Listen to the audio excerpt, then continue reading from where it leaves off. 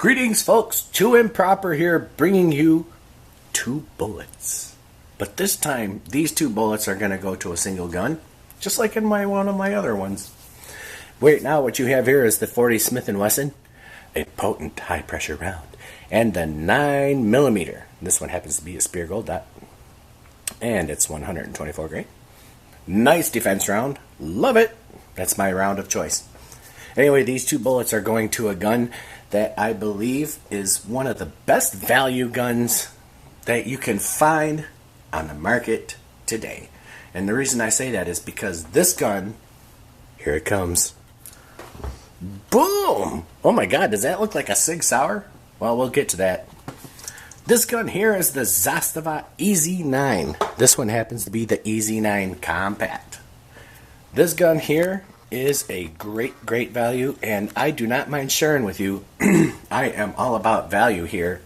Mr. Too Improper is in the third person because I don't exactly have a shitload of money, right? Everybody knows that. I'm Mr. Broke. As a matter of fact, my whole life has been broke. I've adjusted to broke. I've embraced broke as my own. So therefore, I'm not out looking for Kimbers, and I'm not out looking for Sig Sauers because I just can't afford those. Although one day I am going to have a Sig Sauer, believe me. But anyway, I'll get back on this. This here gun right here is $350. That's right. You heard me. $350. And it's by an arms manufacturer that many of you mainstreamers may not have heard of. It's called Zastava. Zastava? Who is she? It's not a she, it's an arms manufacturer. Zastava is in Serbia. As a matter of fact, this right here says Zastava Kruzja Serbia, right? I'm not sure what that means. It probably means like, watch the Too Improper channel and subscribe. But this is the Zastava EZ-9 Compact. And now let me back the camera up just a little bit. Oh, I'm going the wrong way. Let me back the camera up just a little bit. This gun is value with a capital V. Here, I'll even shape it like a V so you can think of it as value.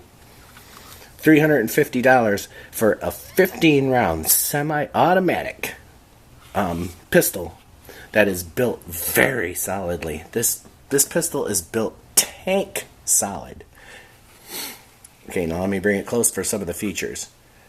Zastava EZ-9 Compact. And of course, as you can see in these big old gaudy letters that it's brought to us by the Fime Group in Las Vegas, Nevada. Thank you for ruining the gun. Read the owner's manual before use. Always, always. And here it's inscribed with 9mm para. And on this side has the actual logo. Zastava Arms. See that? I'll bring it closer. Zastava Arms.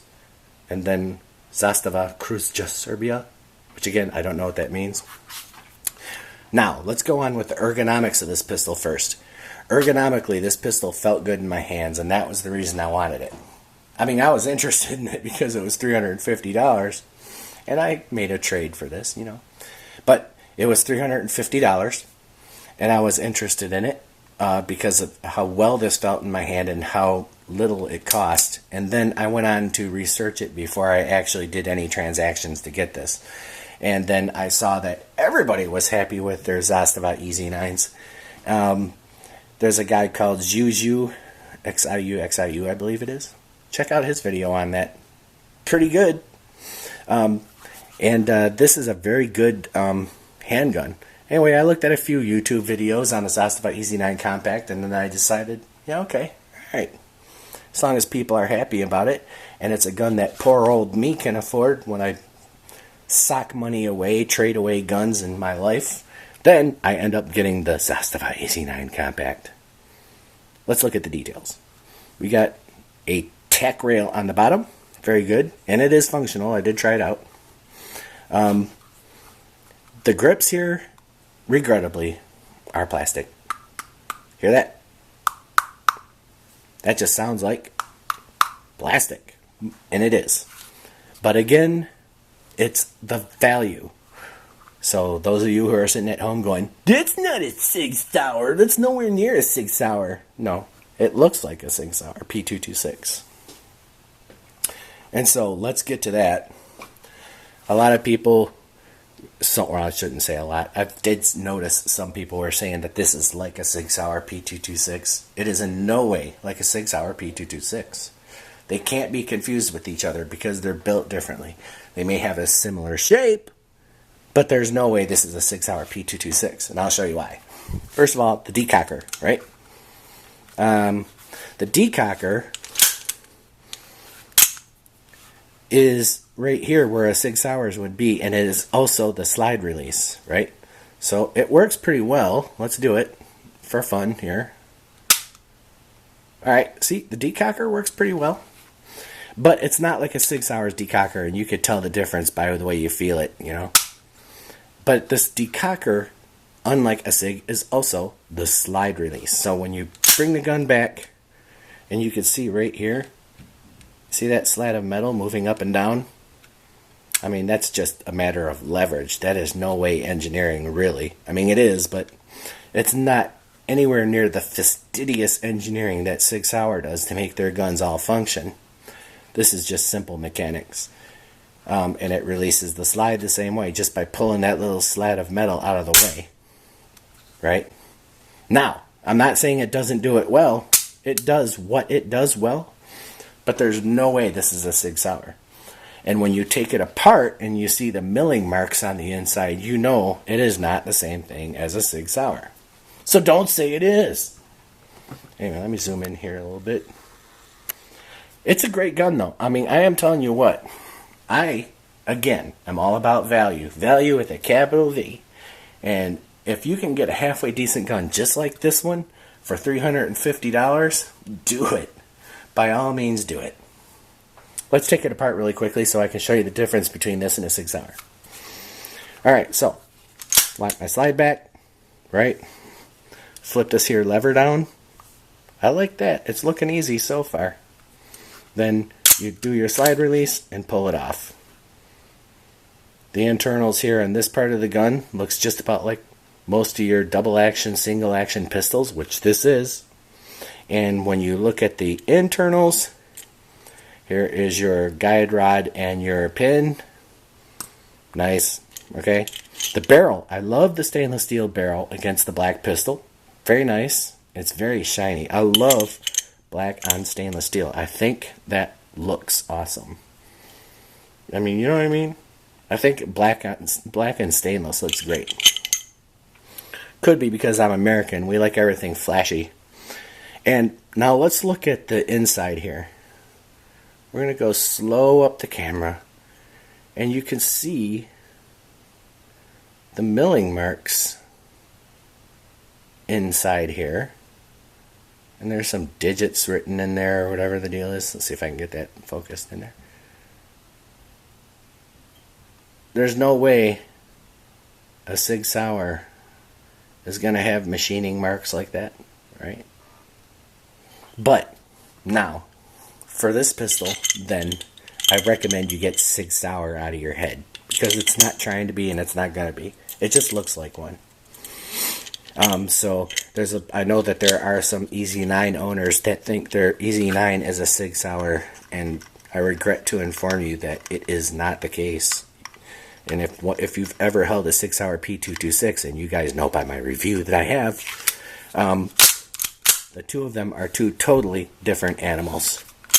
Put it back on together, and the gun puts itself back into ready mode. Right? So, is it a Sig Sauer P226? Negative, it is not. Don't expect it to be. So if you get this gun and you go, it's not like a Sig Sauer, well, to improper told you it wasn't, so you shouldn't have expected it to be. Not that I'm Mr. Gun Expert of the world, but there you go. It's a very good pistol. Tack rail, feels good in the hands. Heavy. And be ready for that. This gun is pretty heavy. I'm going to say that this gun is anywhere between 32 and 39 ounces. I did not weigh it, and I do not remember. And I really don't care. I like the gun, you know. But it is heavy, and it is bulky. Now, the decocker lever / slide release, as you can see by looking at the gun, and let me catch it from this angle here. Right there. Now you see those on the side? right there. It's on both sides. As you can see, it's nothing like a Sig Sauer's. This is just a piece of metal twisted in the shape of a U that gives you the ergonomic ability to decock it. Right? It's not as fastidiously engineered as a Sig Sauer. It does have 3 dot sights. They work really well. Let me get up really close. Let's see if you can get a shooter's eye view. Okay. That's alright. Pretty good view. 3 dot sights. Clearly visible. I am not sure what aftermarket sights you could put on this. I'm thinking that there are Sig Sauer aftermarket sights that you could put on this. But I'm not sure. So if anybody knows, write that in the comment section of my video, whether or not you can put Sig Sauer sights or anything like that on this. I know that for the handles and these cheap plastic grips here, listen to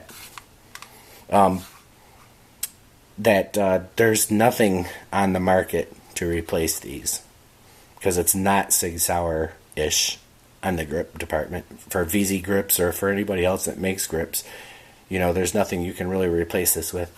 But so far what I have found is that Pachmayr, you can get Pachmayr's grips for Sig Sauer P220s and put that on these, and I did get them, and it feels really comfortable. I just left them off for the review. But there you go. This is the Zastava EZ-9 compact. There's an EZ-9 full size too. And the reason I brought 2 bullets out in the beginning is because there's also an EZ-40. And I believe that they're all brought to you by that big gaudy firearm group in Las Vegas, Nevada.